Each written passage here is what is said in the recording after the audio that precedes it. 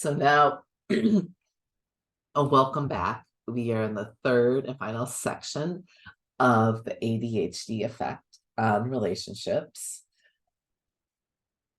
in this Thriving Connections boot camp. And this third part is, how do we rebuild relationships that are already strained? This part that we're getting into, we can use for strained relationships, we want to use the whole 6-step process. We can use any step in this process for all relationships.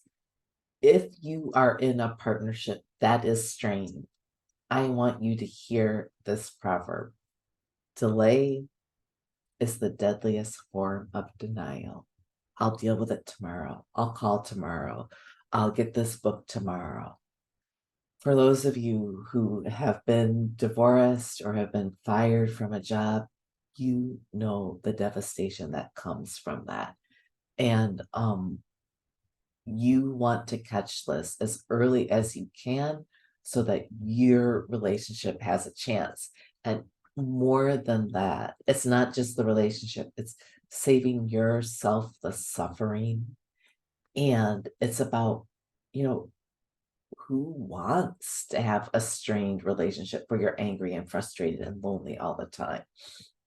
So if you have been procrastinating, I really, really encourage you to take at least one step. I'm going to go through a lot of things in the next half an hour or so. Just take one and just start working with it if you can. All right, so there are 6 steps to rebuilding relationships. And again, I'm taking these 6 steps from Melissa Orlov's book, The ADHD Effect on Marriage. She writes from the non-ADHD point of view. So I do want to recommend 2 other books, and this is specifically for ADHDers. And I'll just take a moment to do that now. This book is lovely, the Neurodivergent Friendly Workbook of DBT Skills. And so I mentioned DBT earlier. So this has a lot of mindfulness exercises in it. And it has DBT, which is dialectical behavior therapy. And it's all about emotional regulation and using that wise mind. So I really, really recommend this book.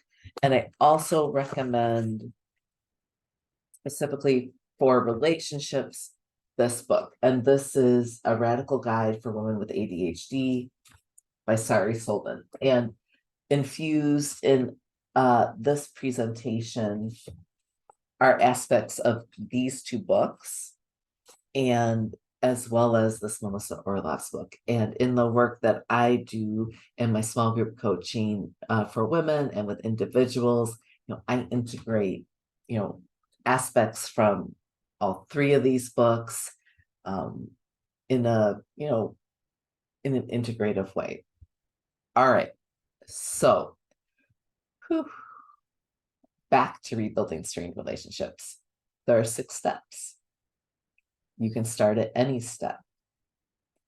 All steps are important because if your relationship is strained at this point, that means there are a lot of issues going on, and you really do need to use all 6 steps. All steps are ongoing, so you can't just, move through the 6 steps, be done, relationship is great. You want to keep acting on these steps. And again, start now. Remember, delay is the deadliest form of denial. And again, you can use these for any relationships, but for a strained relationship, you want to use all 6 of these steps. These are the 6 steps. And I'm not going to read through this list. This is just for you to refer back to. Step 1, cultivating empathy. So imagining what it would be like to be in your partner's shoes. And I want to read this quote.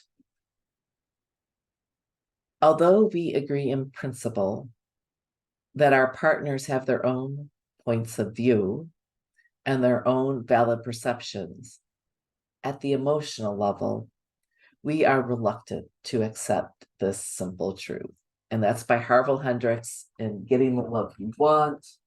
And that book, I have it here somewhere. Where did you go? Oh, here it is. So Getting the Love You Want by Harville Hendrix. I really like this book a lot, and I recommend it to couples who are in that strained place of like being defensive and not able to hear each other. And I'm going to talk about a specific strategy adapted by Miss Melissa Orlov from this book. But the first step is to hear what your partner is saying. You don't have to agree with it. You need to be respectful. And even more than being respectful, like I hear or I understand you, you want to imagine, like, oh, I don't agree with that. And I actually get your point of view. Just feeling heard and seen can be so healing for relationships. And this first step of cultivating empathy, to make it specific for the ADHDer, what we want to focus on is how the ADHD, how it impacts the ADHDer in the relationship, right? Remember the tiger, that shame and that feeling bad and, sense of bewilderment and like, how did 3 hours go by and I'm still not done with supper? So the higher functioning partner really getting to understand that.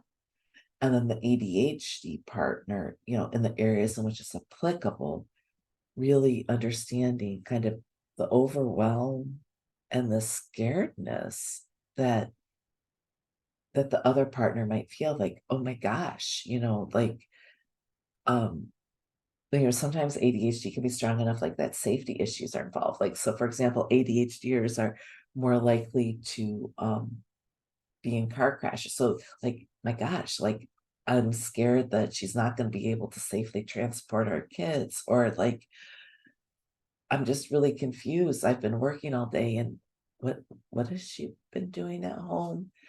And and like just the feelings of the loneliness and disconnections and feeling unloved that the other partner feels.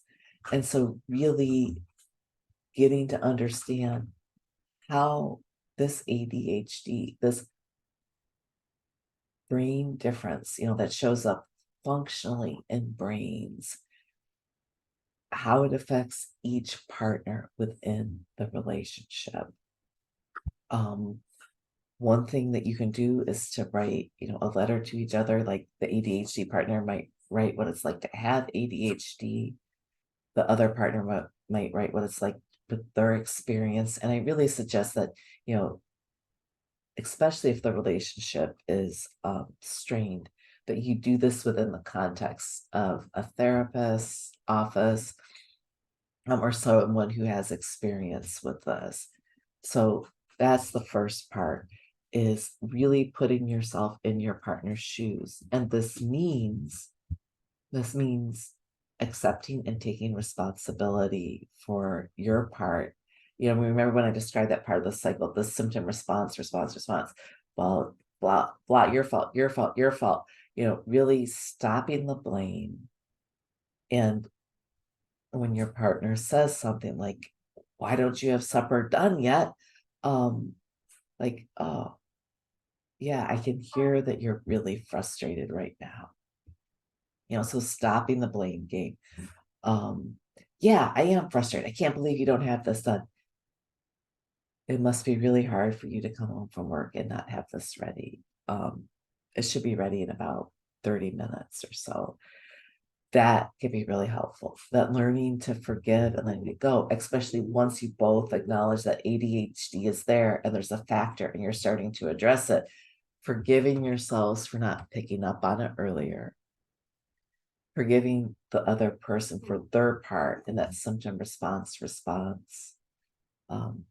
Another piece with cultivating empathy can be different types of love meditations, and specifically the loving kindness meditation. All right, so that is step one. Step two is addressing obstacle emotions. And obstacle emotions include both anger and shame. And I'm focusing on anger here. And so, here you go. Come on up. All right, there, I've got it. Kevin is here to help us for a second. Um, so stepping away from anger. And so I just want to be clear. When I say step away from anger, I don't mean suppress it.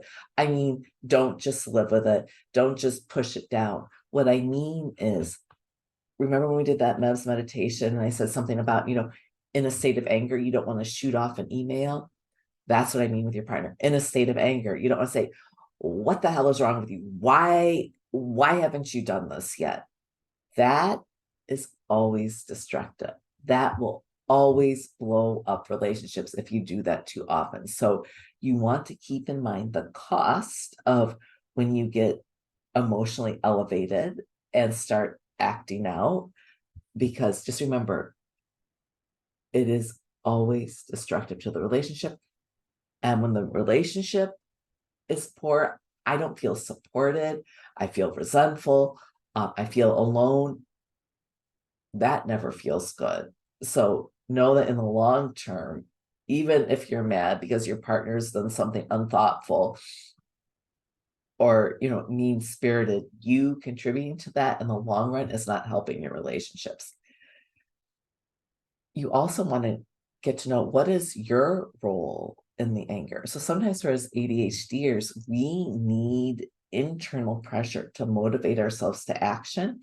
And so, either beating ourselves up, getting angry with ourselves, or getting angry with our partners, having that, like I have some clients who angry clean, right? So knowing that you might use anger to motivate yourself, or knowing that when you act angry towards your partner, it's because you're feeling hurt or insecure because they've stepped on your toes, knowing that is important. And then being able to work with that pattern. Okay, so he's stepping on my toes. I could blow up at him. Or I could say, when you come home and get angry with me for not having supper ready, that really hurts my feelings. I really value kindness, and I am wondering if you could request having dinner ready earlier in a different way. So being able to speak for your needs, being able to speak for your anger in a way that's more constructive. So that's how we work through those patterns, and that can be challenging. That MEVS meditation that we did is a mindfulness practice that can help us speak for our anger in a way that acknowledges our emotions and moves us towards the desired goal of maintaining a relationship, and like saying, hey, actually, it's not okay for you to treat me that way. What I would prefer instead is this. And those mindfulness practice and those DBT skills, again, actually, this is the book, The Neurodivergent Friendly Workbook of DBT Skills by Sunny Jane Wise, and then this mindfulness meditation. And these books, so for an ADHDer, you can get these books and you'll probably get some momentum just by getting them and reading through them. It's hard to stick with it. So I really do recommend working with a coach or getting into a small group coaching program to help you stay with these practices so they can become more integrated. So in the small group coaching program that I do, I usually tell people you're going to integrate 1 or 2 practices by the end of this program. You'll be able to do a lot more while you're in the program, and a few of them will stick once you're done. So I have people who repeatedly go through the program because you get different things at different times. And sometimes you're doing great and we don't need extra support.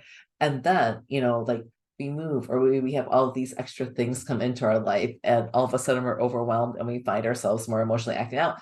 And then that's time to get more support again.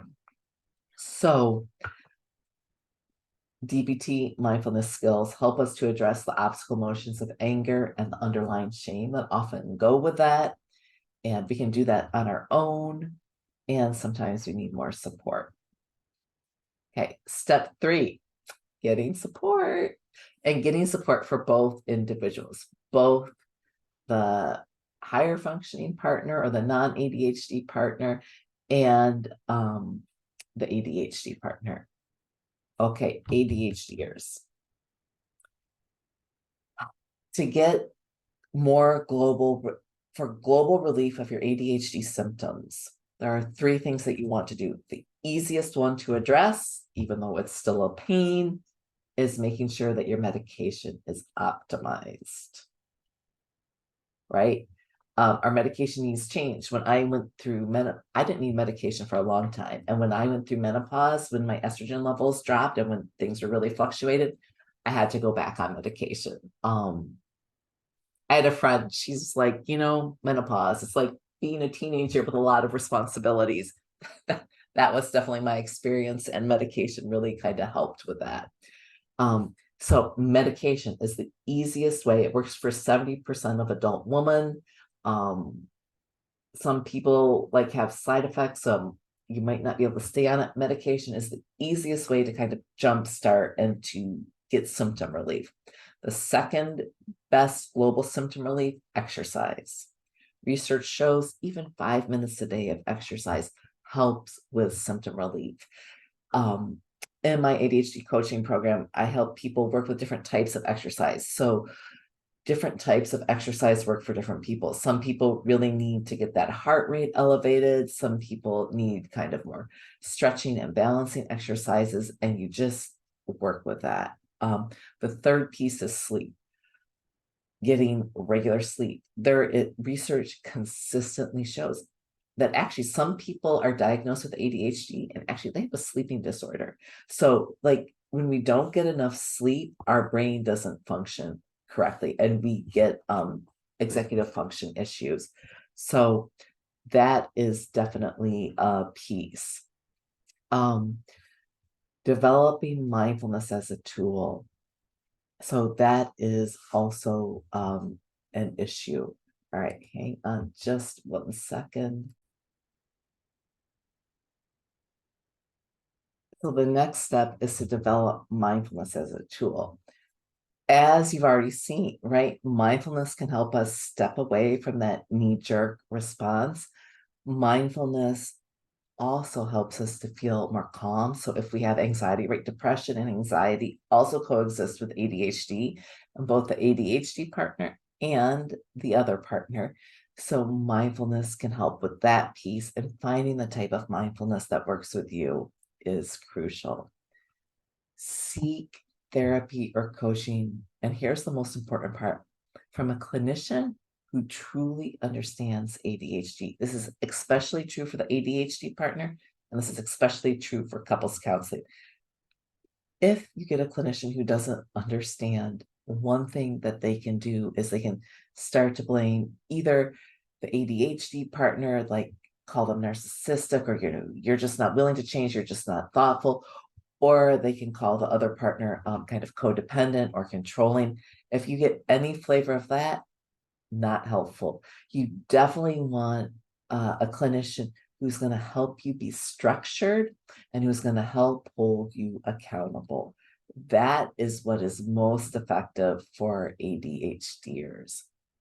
A clinician who's consistently going to your past. Now, there is a place for, especially if there's been trauma, and that's definitely co-occurring with, especially women who have ADHD. There's a much higher incidence of trauma. And I don't even want to broach the debate of what came first. So there is a place for doing focused work with trauma in the background. And for the most part, we want to be present focused, and we want to at least know that the clinician at least wants to know that there's a tendency for the ADHD client to have kind of a blippy sense of their history growing up, and that they might get overly attached to certain aspects of that history. That might be a sense of hyper focus. So you want a clinician who can pull you back to the present. And more importantly, recent research has been showing focusing on the positive, growing the positive, focusing on the wins, right? Remember, that's what helps us to feel worthy. That's what builds our self-esteem. And so you want a clinician who has the tools to help both parties and the ADHDer move forward and have some wins in their lives. All right.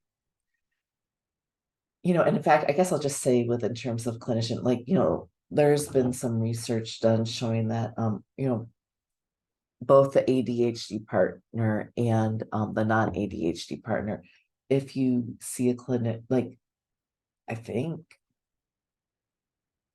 probably at least 50% of the time, seeing somebody for this isn't helpful. Like it either doesn't help at all, or it only helps while you're in therapy, or it's actually um, not helpful at all. It's actually hurtful or harmful. So really, you want to see someone who you're a good fit with, who has got a little bit of a structured approach, and who truly understands ADHD. Joining support groups for both the ADHD and non-ADHD partners can be so helpful, because being neurodiverse with ADHD, or ADHD overlaps with the autism spectrum, 90% of the population doesn't fall into that category. And so having other people who understand your experience really normalizes it and helps you to feel more at ease and take it less personally. All right. Step 4 is about improving communication. And so when I say communication, what I really mean is connection. We want lots and lots of connection points. Increase the number of touch points throughout the day, meaning, texting, calling, touching.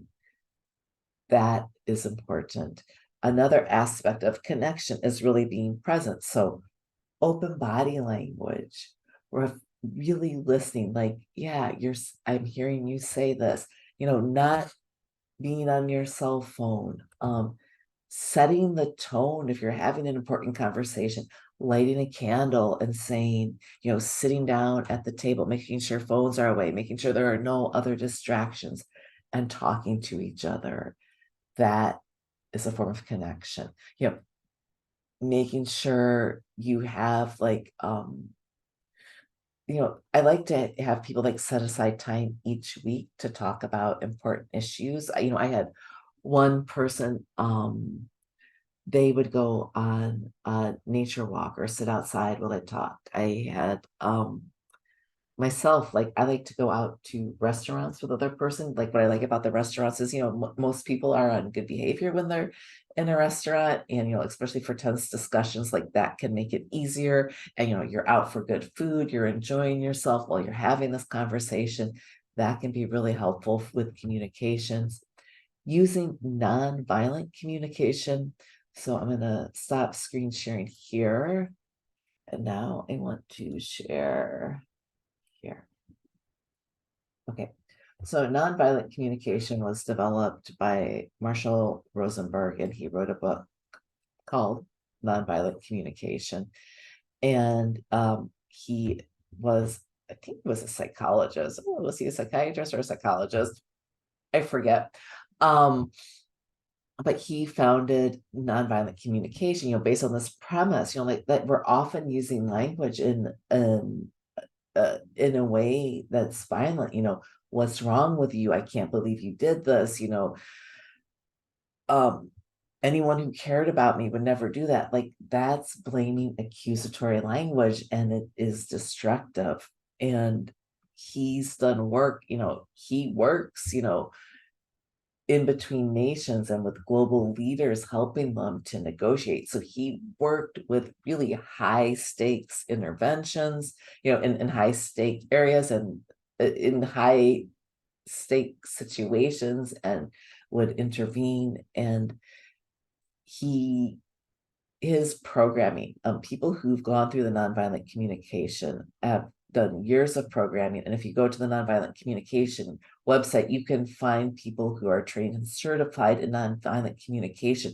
And anyone who goes through the programming, they are really committed to equitable relationships that are based in mutuality and respect, And they're also pretty committed to equitable distribution of money. And so like they tend to be at a decent price and just really, really giving, positive people. So I do recommend, if nonviolent communication speaks to you, to get Marshall Rosenberg's book and to look into some nonviolent communication practices. So what I like about nonviolent communication, and so this is a sheet from Megan Wind Young, and she's out in the San Francisco Bay Area. And this shows kind of a summary of what nonviolent communication is about. So there, in nonviolent communication, you can empathize with the other person, so try to understand their feelings, or you want to express yourself in a way with care. So let's say your partner comes home and he's angry because you don't have supper with you. Are you feeling you might say, it sounds like you're feeling frustrated because you really, you're really hungry and you need to eat. Am I hearing that right? Yes or no? Okay, well, you're feeling frustrated because this is the third time you've been home this week and supper hasn't been ready. Yeah, that makes sense. Sounds like we might really need to like make sure supper's ready earlier. So that would be expressing empathy, in a simple way. When we're frustrated, when I see you on your cell phone, I feel, and then you go down to the feelings, I feel lonely and hurt because I need to connect with you. Would you be willing to put your phone down for the rest of this conversation?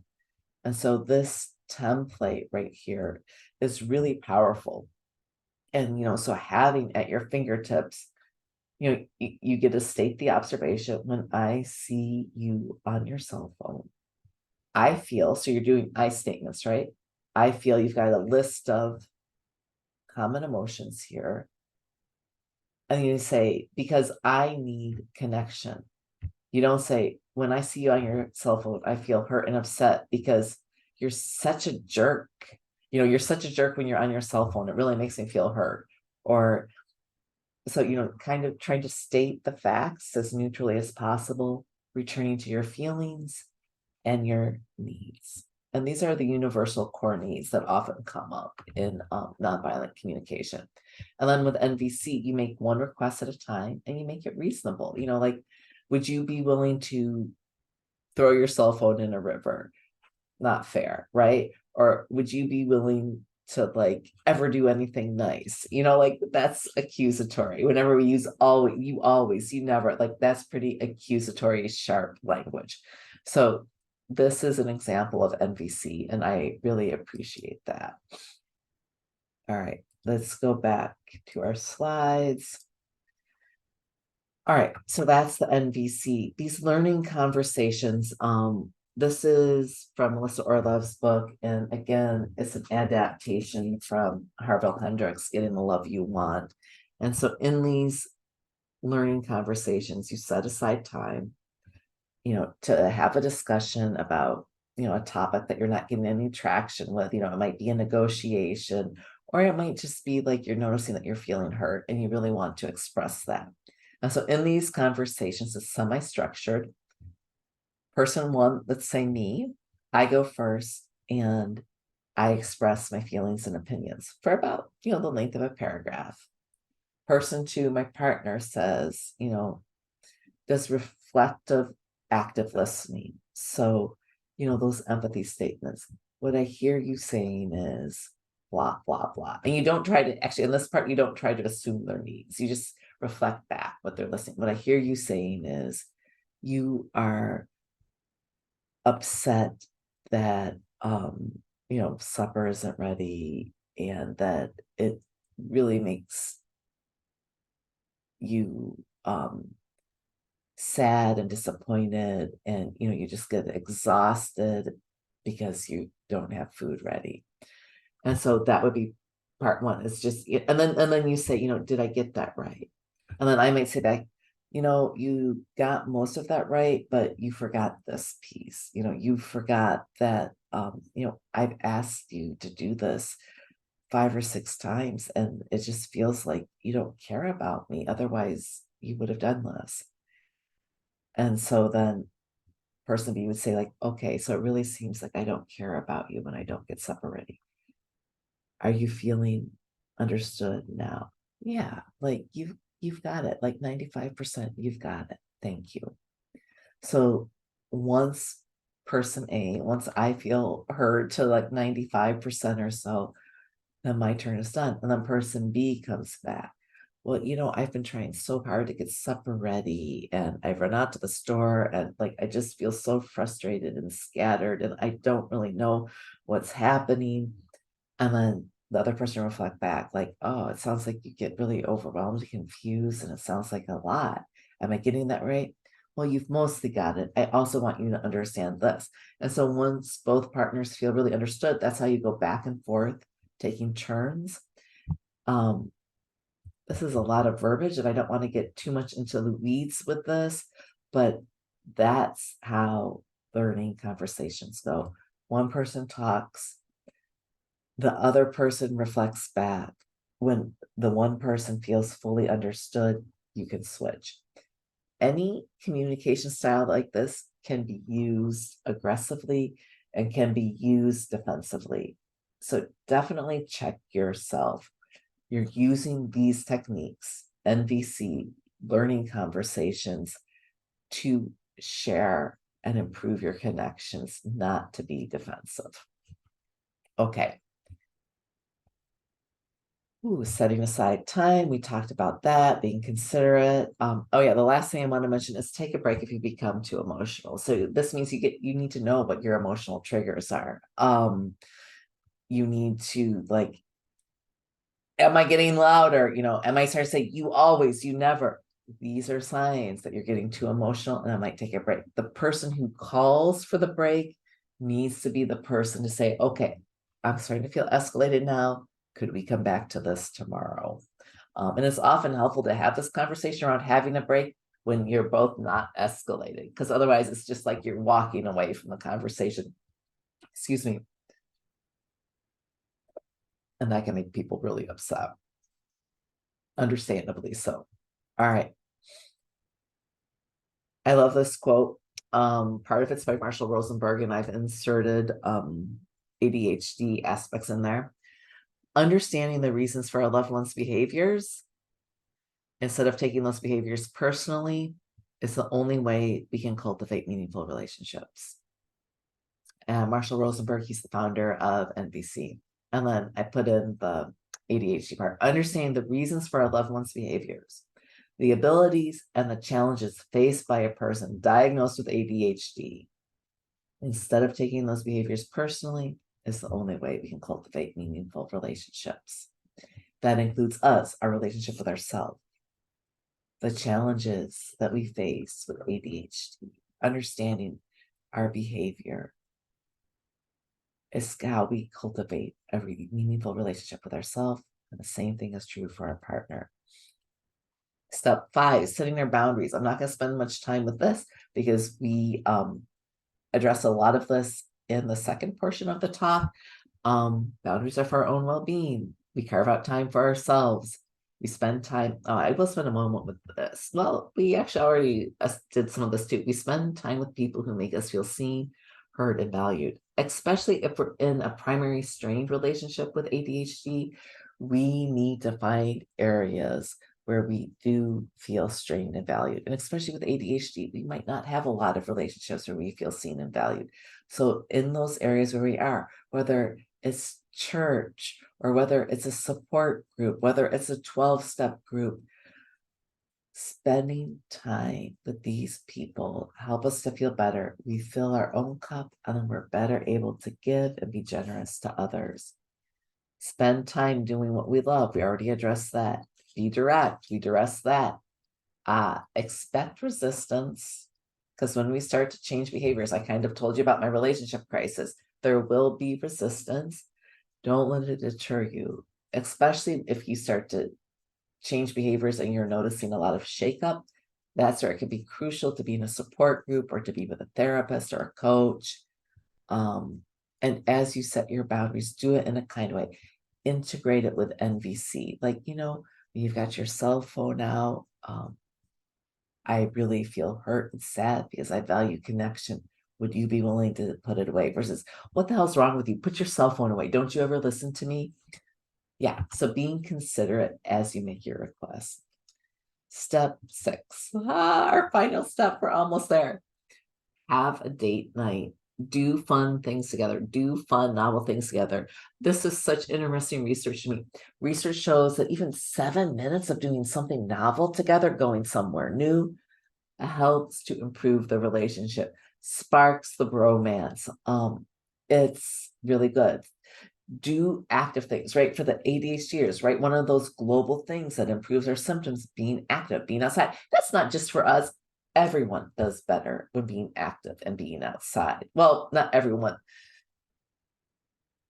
The majority of the population do better being active, and the majority of the population do better outside.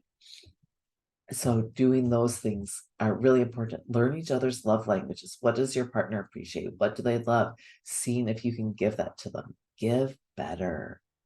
Give better. That means, right, stepping in, giving to the other person. Give to yourself first, and then give better to your partner.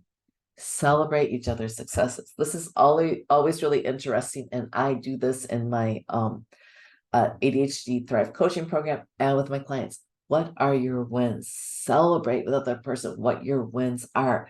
Relationships, research shows when we celebrate our wins with our partner, we're actually moving towards a more stable relationship, a better relationship than when we try to shore up their weaknesses for them and with them.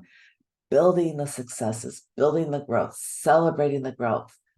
That is how we move forward. And in addition, it also feels better than just like, focusing in on what's wrong and, plugging up the holes of the negatives.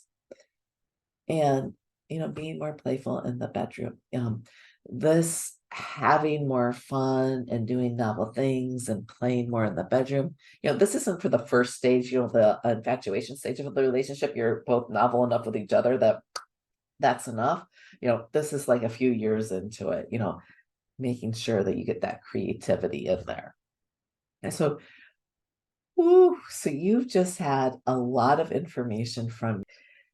As we transition to our last questions and answers, I invite you to stay with me. So here are my last couple of questions for you. And I want you to begin thinking about in a way that is useful for ADHDers to begin thinking about next small steps. So looking back over the 3 sections of the talk today, what is one small step that you can do to improve your relationship with yourself or with others? And I want you to choose something concrete. It might be buying the neurodivergent friendly skills, DBT skills workbook. That might be it. It might be the Sari Solden workbook, Empowering ADHD Women. It might be the Melissa Orlov book, The ADHD Effect on Marriage. That could be a small action step that you take. It might be committing to taking a deep breath before you get out of bed in the morning and checking in with yourself. How is my mind? Where are my emotions? Where is my body at right now? Those could be small, tangible steps. It might be committing to looking up nonviolent communication online. It might be looking at my website online. It might be shooting me an email. I'm not sure, right? That's going to be for you to decide. I want it to be small and I want it to be achievable. I want you to give yourself a deadline. So if you don't get it done by, let's say, tomorrow at noon, I want you to make a different commitment. Okay, clearly that one's not working. Let me choose something that I know I can do that is going to move me forward in my relationship with myself or with another person. And so part of what I'm doing there with asking you to make a deadline with yourself, that's holding yourself accountable. And if that doesn't hold you accountable, I want you to pull in somebody else or something else to hold you accountable. Put it on your calendar. Ask your partner to check in with you tomorrow about it. There are different ways to make yourself accountable. If you're forgetting, put a sticky note, on your refrigerator. Finding ways to hold yourself accountable. You came to this talk, you watched this talk because having good relationships is important to you. So what is your small next step? So that is my last set of questions for you. And after I do this next bit, I'm going to stop the recording and you can ask me your questions. So this last bit is, if you like this content and you liked my approach and you found it helpful, I invite you to, one, schedule a breakthrough call with me. In this breakthrough call, it's about 30 minutes. They're free. I offer free breakthrough calls where we take time to assess your goals, what you want to do to move forward with your ADHD. It might be in the realm of relationships, it might not. And together we would determine your next steps. That might be working with me. I will definitely let you know what I offer. And it might also be something else. And whatever it is, I want to offer you at least one solid suggestion to help you thrive with ADHD, because you can do it. It's just about setting up the right accommodations. I am so passionate about this. Whew. All right. Then the last piece is I do offer a small group coaching program for women. It is a safe space where you can grow, explore, thrive, feel strong and confident with ADHD. In this program, I definitely give you strategies to help accommodate the executive functions, in terms of working memory, in terms of forgetfulness, in terms of offloading, in terms of task initiation and motivating and starting things, in terms of emotional regulation. We work with those pieces in this ADHD Thrive program. The next program begins September 19th. And we always meet on Tuesdays from 5 to 6:30 p.m. I invite you to that program. You can always check out the most current program at my website, ADHD-thrive.com. And that will actually link you to my name, which is a little more challenging to spell, Erica-Rushley.com. My upcoming programs are always there.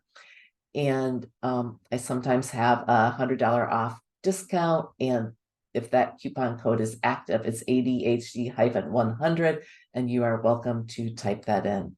So thank you so much for showing up for this talk. I look forward to seeing you all soon.